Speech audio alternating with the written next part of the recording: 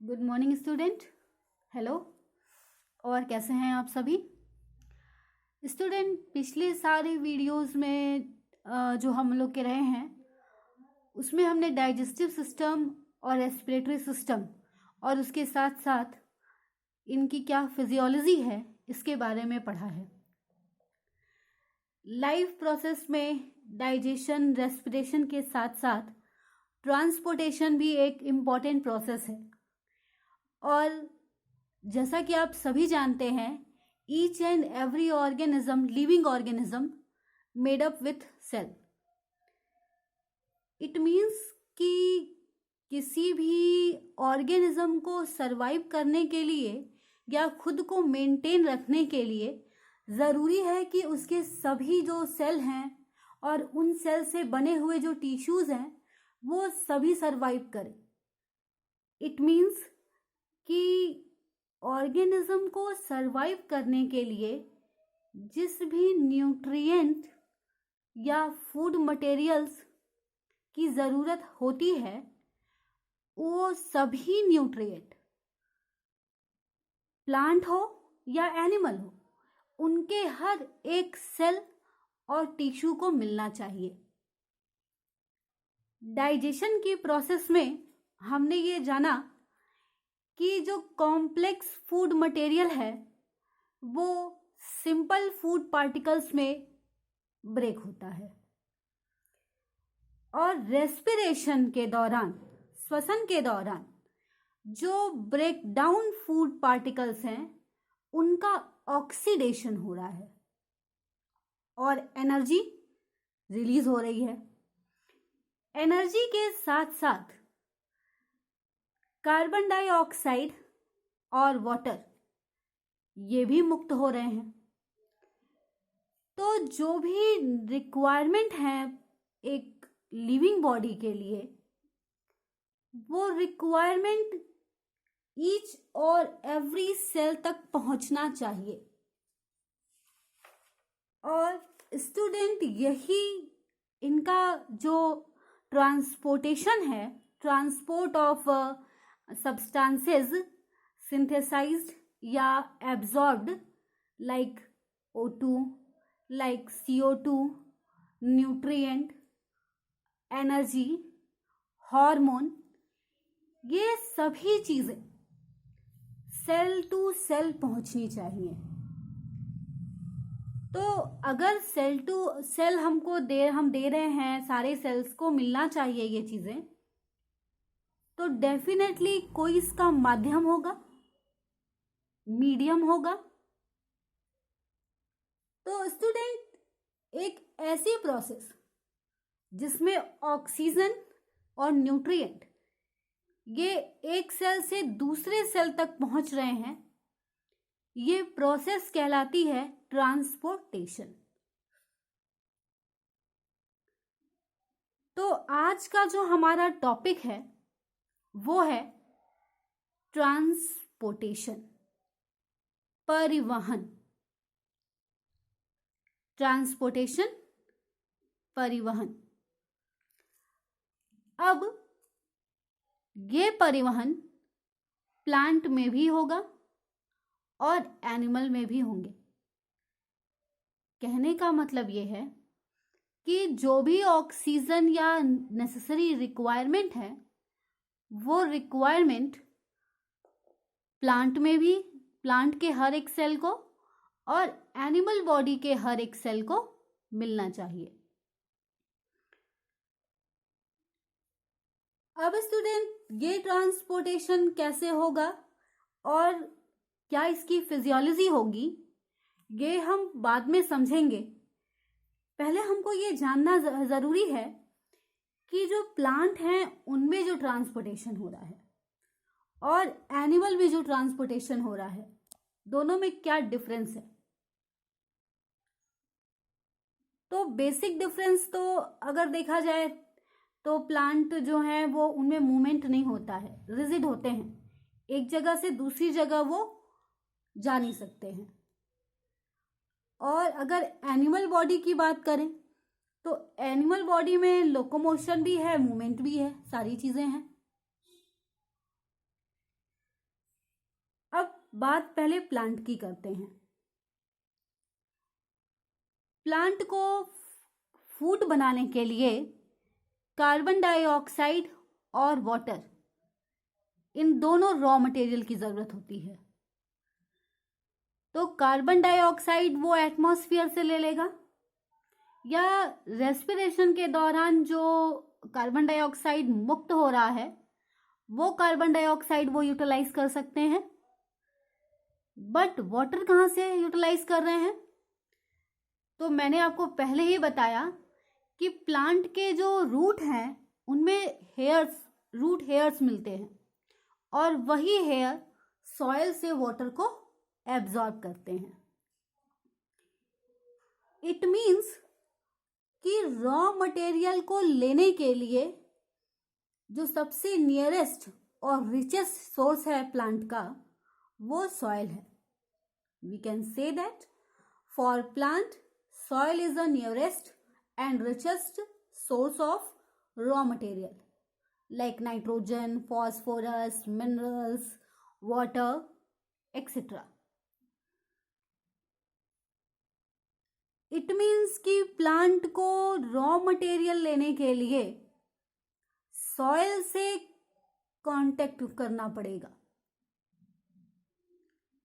मतलब कि जो सॉइल है उस सॉइल में प्रेजेंट जो रॉ मटेरियल हैं वो पहले कंडक्ट होंगे रूट के थ्रू प्लांट में। तो ये अगर हम सिर्फ वाटर की बात करें, only we talking about water, तो ये वाटर रूट के थ्रू जब लिया जाता है तो this one called absorption of water, this one called absorption of water. एक और इंपॉर्टेंट बात, वाटर रूट से एब्जॉर्ब कर रहा है लेकिन फूड प्रोसेसिंग लीव्स में हो रही है, फूड प्रोसेसिंग लीव्स में हो रही है। इट मीन्स वाटर को सॉइल से रूट में एब्जॉर्ब होना है और रूट से कंडक्ट होकर लीफ तक जाना है। तो 9th क्लास में आपने टिश्यू चैप्टर में पढ़ा होगा, plant having two complex tissue, xylem and phloem. दो जटिल ऊतक होते हैं, एक को हम जाइलम बोलते हैं, दूसरे को फ्लोएम। तो ये दो कॉम्प्लेक्स टिश्यू प्लांट के ट्रांसपोर्टेशन में हेल्प करते हैं।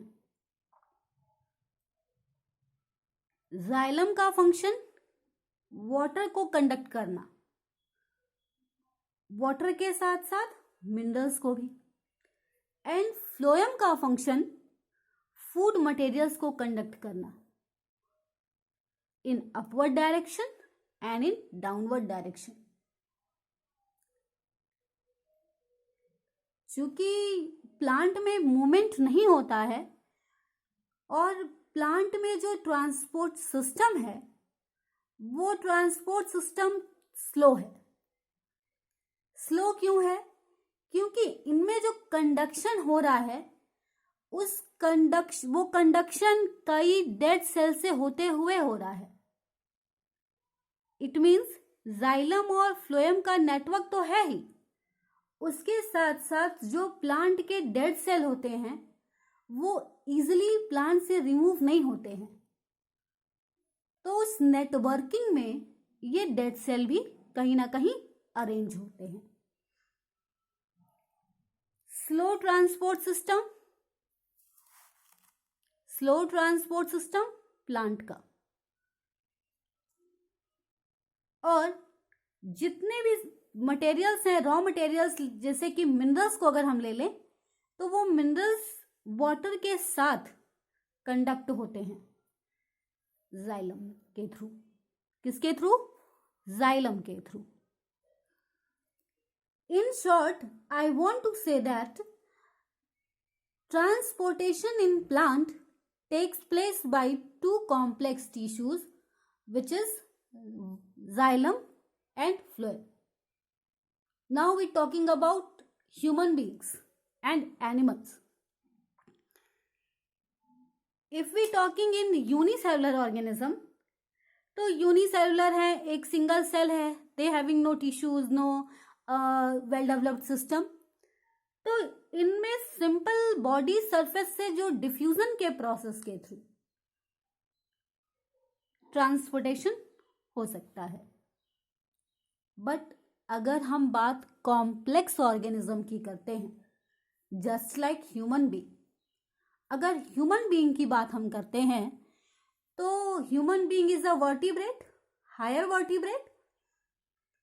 तो ह्यूमन बीइंग्स के पास एक पर्टिकुलर सिस्टम होता है transportation of these substances, these nutrients, and this one called circulatory system. Circulatory system, परिसंचरण तंत्र. इसका भी एक रीजन है कि क्यों इसे सर्कुलेटरी सिस्टम या परिसंचरण कहते हैं. जब मैं आपको ट्रांसपोर्टेशन इन ह्यूमन डिटेल में पढ़ाऊंगी, then I will explain why it is called circulatory. परिसंचरण तंत्र.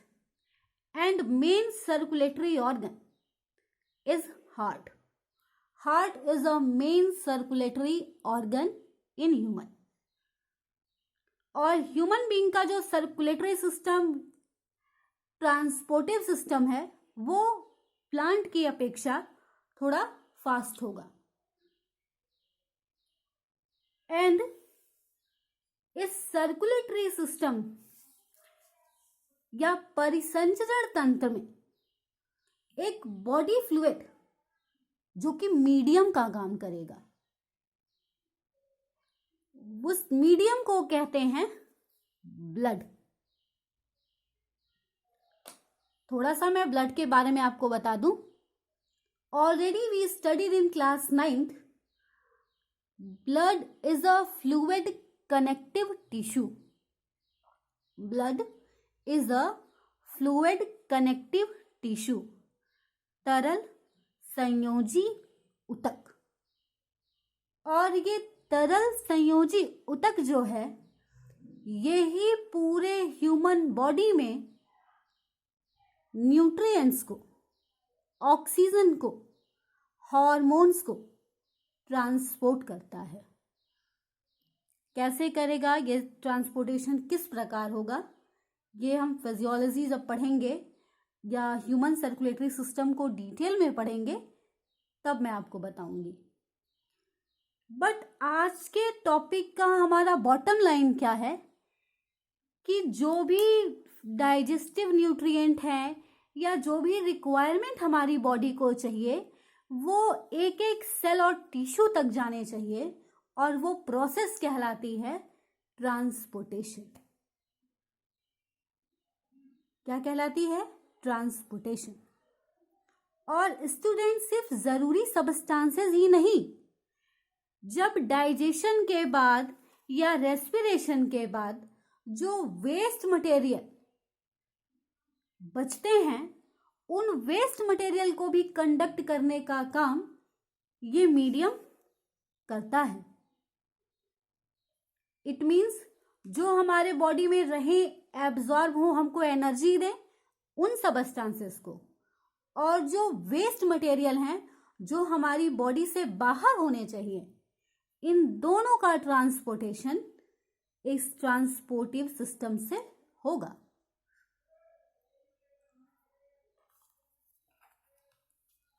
सभी मेटाबॉलिक प्रोसेस के बाद जो waste product, specially carbon dioxide, ammonia और यूरिया बनते हैं, ये भी ह्यूमन बीइंग की बॉडी से ब्लड सर्कुलेटरी मीडियम से ट्रांसपोर्ट होते हैं और फिर पर्टिकुलर ऑर्गन से बॉडी से बाहर हो जाते हैं.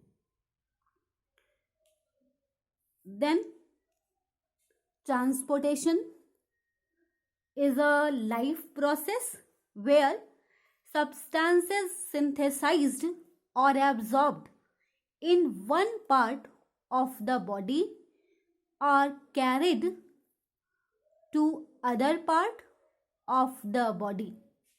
It also transports waste material which is to be excreted out from the body. तो परिवहन एक ऐसा प्रोसेस कि अगर परिवहन की प्रोसेस नहीं हो तो पिछले दो प्रोसेस में जो भी आपके बॉडी के लिए रिक्वायरमेंट बन रहे हैं वो रिक्वायरमेंट आपके हर एक सेल तक नहीं पहुंच पाएंगे. Okay, thank you student.